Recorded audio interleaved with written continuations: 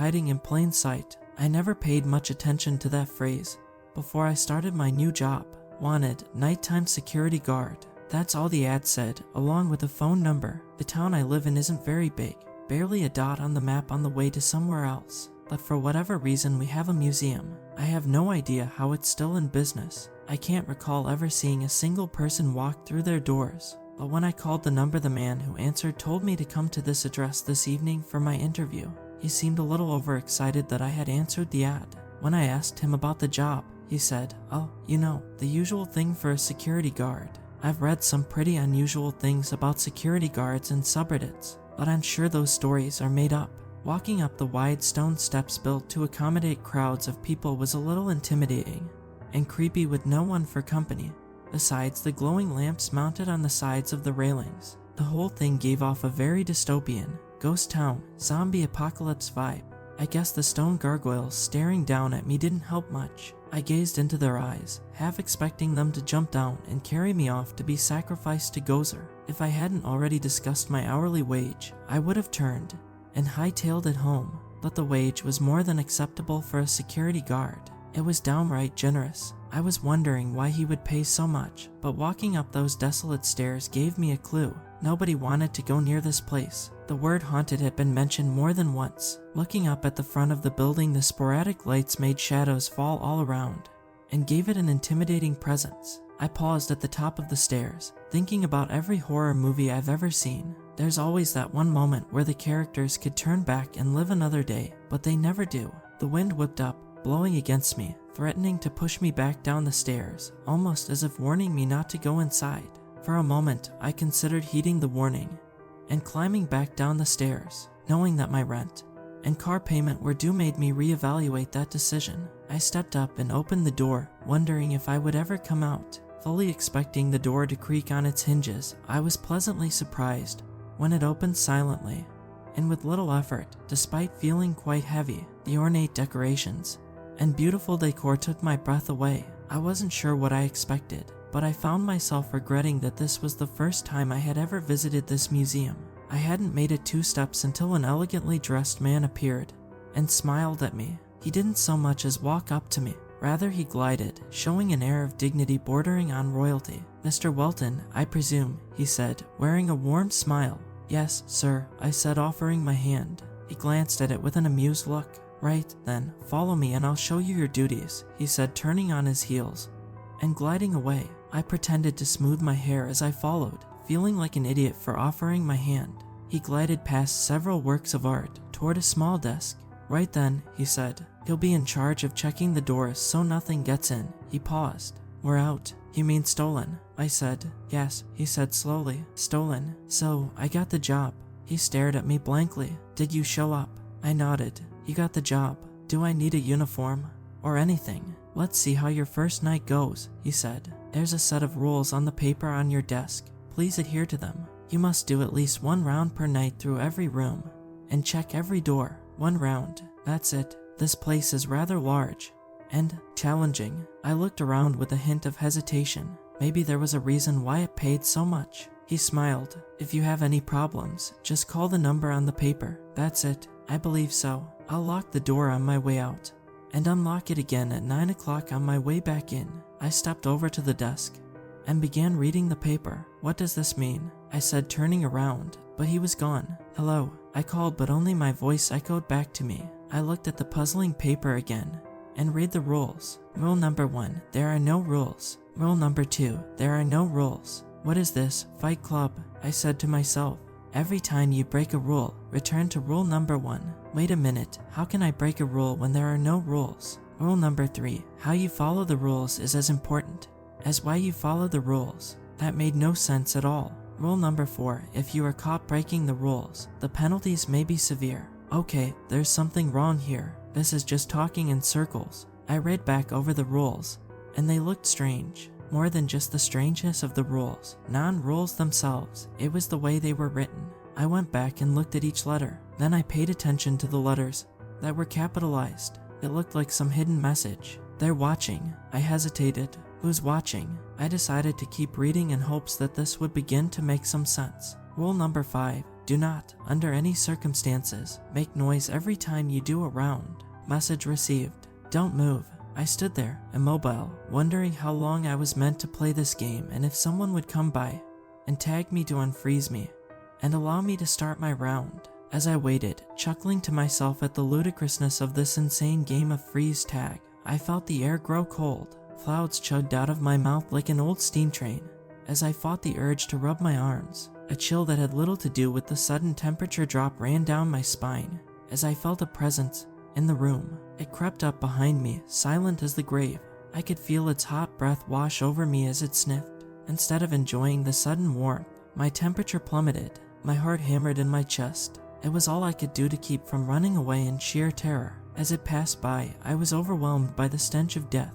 This thing was every nightmare I've ever had, personified. I refused to open my eyes and see its hideous form for fear of passing out. Instead, I focused on imitating a statue, which was nearly impossible with my freezing body aching to shiver in frozen dread. The nameless terror passed to the far side of the room, taking some of the cold with it, and then as suddenly as it came, it was gone. The room returned to normal temperature, but I waited a few moments before moving, just to be sure. Once I felt it was safe, I nearly collapsed to the floor in relief. After giving myself a moment to recover, I glanced at the paper with a newfound fear. Was this a harbinger of doom, or a warning label meant to keep me safe?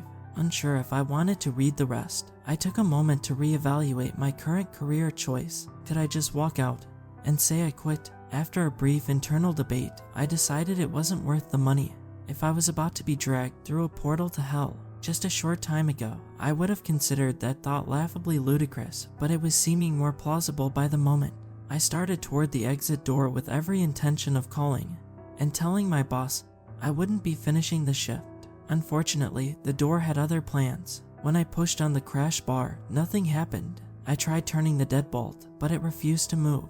After a few minutes of futility, I gave up, frustrated and determined to just sit in this room until morning came around. Sitting at the desk, I spun around in the chair, waiting for the next 9 hours and 13 minutes to pass quickly. 5 minutes later, out of sheer boredom, I glanced at the paper. Rule number 6, you can't just sit at the desk and wait for the door to open upon the ending of your shift.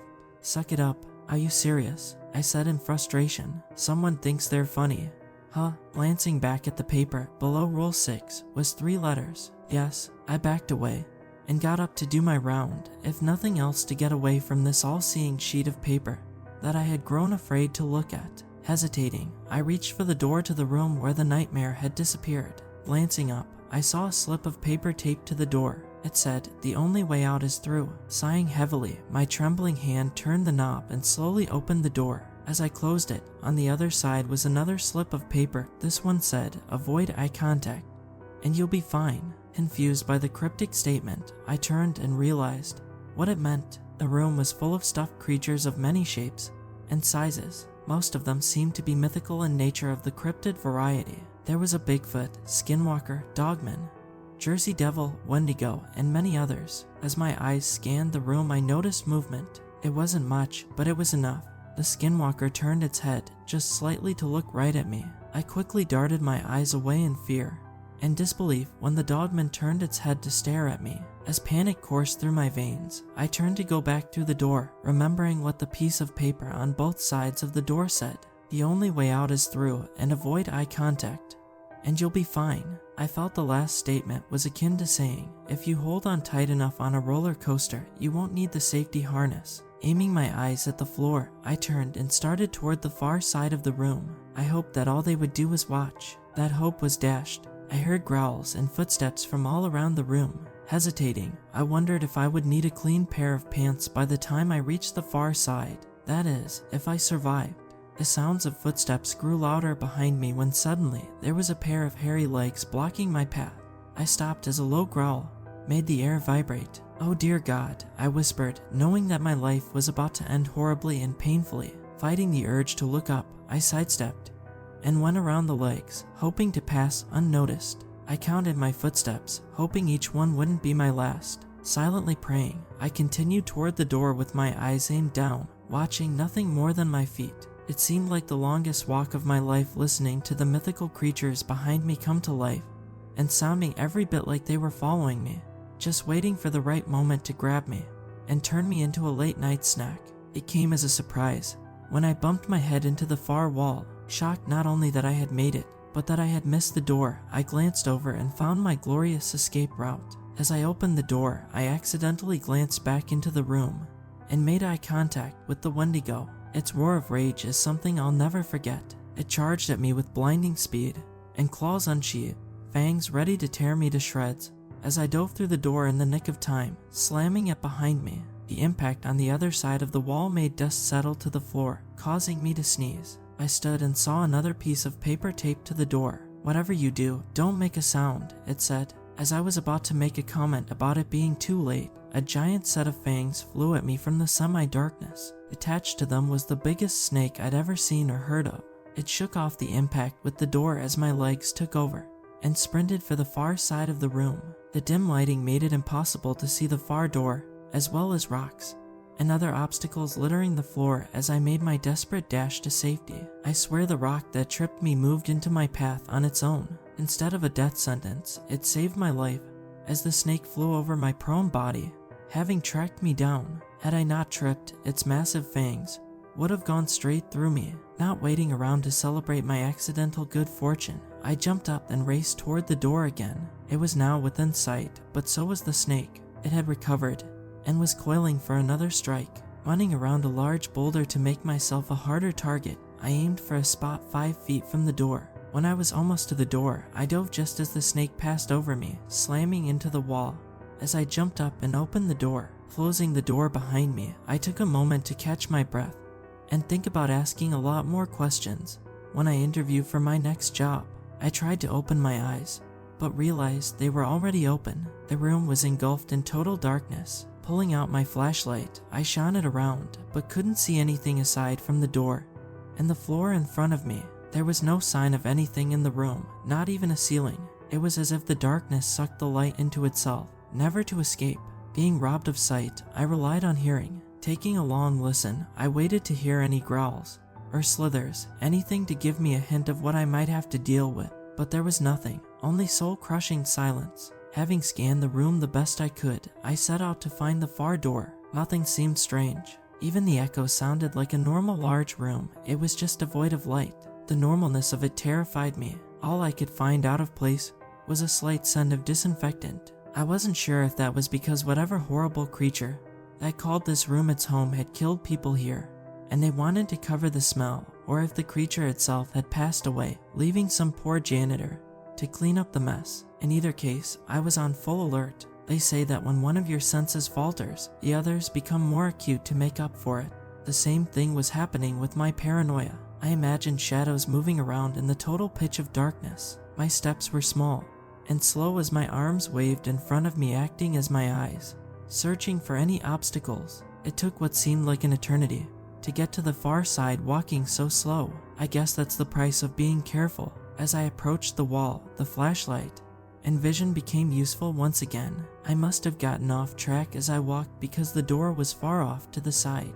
I had to walk a good 50 feet along the wall to find it. When I opened the door, I was greeted by a horrible sight. The snake was coiled up in front of it. I quickly shut the door as it prepared to strike. Why would they have 2 snake rooms? But then why wasn't much of a relevant question in this place? My mind came up with a terrible answer. It wasn't a second snake, it was the same one. I must have gotten turned around in the darkness and done a circle, as my brain had to go around with denial. I tried to figure out a way to get across this room without unintentionally doubling back, keeping in mind that even though I had yet to see or hear anything in this room, didn't mean it wasn't there. Searching for any ideas, I looked down at my flashlight, then squared my shoulders against the wall to regain my bearings, and tossed the flashlight straight in front of me. It landed with a loud clatter, then rolled around in a playful circle before coming to rest. If there was anything in the room, most likely I'd just woken it up and showed it exactly where I was. I stood still and listened. After a few minutes, I didn't hear any movement. It seemed safe to walk to my flashlight, pick it up, and toss it another 15 feet, hopefully in a straight line. I did this the whole way across the room, still listening for sounds, but becoming more confident with each step that I wouldn't hear any. The door was just a few feet to the side of where I'd aimed. Somehow, I'd gone in a straight line. Grabbing the doorknob, I slowly turned it so as not to alert the snake if by some trick I ended up back in that room. But there was no trick, and no snake. The door opened to blinding light. I covered my eyes to give them time to adjust. Once they had acclimated, I looked around at a beautiful room full of clouds. There were even clouds on the floor. It was disconcerting at first, and almost made me lose my balance, because they were so well painted that it literally looked like I was walking on clouds. I took a tentative step into the room, making sure that it was an illusion, and I wasn't about to fall thousands of feet to my death. Holding my breath, I stepped onto the first cloud and let go of the door frame. It was firm like a floor should be. My second and third steps were more confident, as I realized how effective the illusion was. Once I acclimated, walking on clouds was fun. This was turning out to be the easiest room I'd been in so far. That's when I heard the scream. It was deafening, and seemed to come from everywhere at once. I dove to the floor only to realize there was nowhere to hide from whatever it was. I stood out like a sore thumb against the blue sky, and white fluffy clouds painted on every surface of the room. The scream sounded again, and I began to run, having no idea which way I was going or where the screaming was coming from. For all I knew, I was running toward whatever it was. I just knew it didn't sound human, and I had no desire to find out what it was. Soon the choice was taken out of my hands. I saw a dark spot appear against the clouds that quickly became larger. It was almost on me when I dove to the floor, feeling something sharp rake my back. Pain shot through me as I reached around and found the back of my shirt in shreds. Not only that, but my hand was covered in blood. Whatever it was had sliced my back open, and I was bleeding. Adrenaline kicked in and I ran faster than I ever have. The problem was, I didn't know where I was running to or what I was running from. I was just running. I heard wings flapping, and I looked back just in time to see the largest bird of prey I've ever seen. It looked like a golden eagle, only the thing was massive. The wingspan was easily 20 feet. As I was running, I turned to get a closer look at this thing at the same time I was trying to get away from it. My feet got tangled up, and I fell backward just as the razor-sharp talons passed over mere inches away from my face. I jumped up and started running again. As I glanced back to find my attacker, I was met with the strangest sight. There was a smear of blood on the floor where I had just been lying. It looked like someone had wiped blood on a cloud. The wings flapped again. I knew it was close. I had run out of luck. It would be ready for anything this time. Its razor-sharp talons would rip me to pieces. There was no doubt about it. There was only one option. I jumped and whipped around in midair, throwing my flashlight as hard as I could. It connected with its head that was mere feet away. It screamed and dove off to the side, impacting with the floor so hard I felt the vibration, and landing in a heap. I didn't stop to check on it. The door loomed ahead of me, and I pushed myself for every ounce of speed my body could muster. Turning the knob and opening the door in one smooth motion, I dove through and slammed it shut. Laying on the floor, breathing hard, trying to catch my breath, I knew I was a sitting duck for whatever monster lurked in this room. I rolled over to get in some defensive position for whatever was about to attack, when I saw I was back in the main hall. I had somehow survived my first, and as far as I was concerned, last round. I stumbled my way to the restroom, in the back of my mind wondering what kind of insanity I would find in there. Would I have to crawl through the mirror into another dimension to get a roll of toilet paper? Fortunately, the restroom held no surprises. I took off my destroyed shirt and ran water over it to clean up my back as best I could. When I was done, I put some paper towels on the wound and put my jacket on top of it. The desk and chair were where I spent the rest of the night. Surprisingly, it had taken me almost an hour to complete the round. As I sat there, pondering if I could survive another night at this job, I saw a dark spot form on the wall and detach itself only to float over toward me. I closed my eyes and sat perfectly still, ignoring the sudden drop in temperature. A stench of death surrounded me, but I refused to move. For a moment I thought I heard a sound like sniffing, and then it seemed to diminish. Once the temperature rose again, I opened my eyes, and the apparition was gone. As bored as I was for the next few hours, I wasn't tempted to do another round, not even in the slightest. When 9 o'clock rolled around, the boss, curator, appeared and glided over to me wearing a little grin. "I see you managed to make it through," he said. "Congratulations, you're the first one in some time. The first one to make it through a single round." He nodded. "How many others have there been?" I said with a haunted look in my eyes. He shook his head. "Let's not worry about that, shall we?" he said. "Here is the amount we agreed upon." He handed me a stack of bills, and I gladly took them. Would you be interested in staying on and being my permanent nighttime guard? I looked at the money and sighed. As much as I'd like to, I don't see how this job could be called permanent. When the mortal danger is so real, it is a challenge, I'll admit. However, you rose to it last night, he said. I'm prepared to offer you twice the amount I gave you if you agreed to stay on. I stared at the fistful of money and imagined not having to struggle with bills or any other expenses. Then I turned a little and my back painfully reminded me of the dangers. I'd have to think about it, I said. While you're thinking, consider this. You have yet to see the basement. Basement? He nodded. It's considerably more challenging. I'll let you know. Very well, you can see yourself out. I recommend getting that back tended to. With that, he vanished into thin air right in front of my eyes. I looked at the money, wondering if it would vanish as well. Fortunately, it remained firmly in my grasp. As I walked toward the front door, for some reason, I felt hesitant to open it and leave.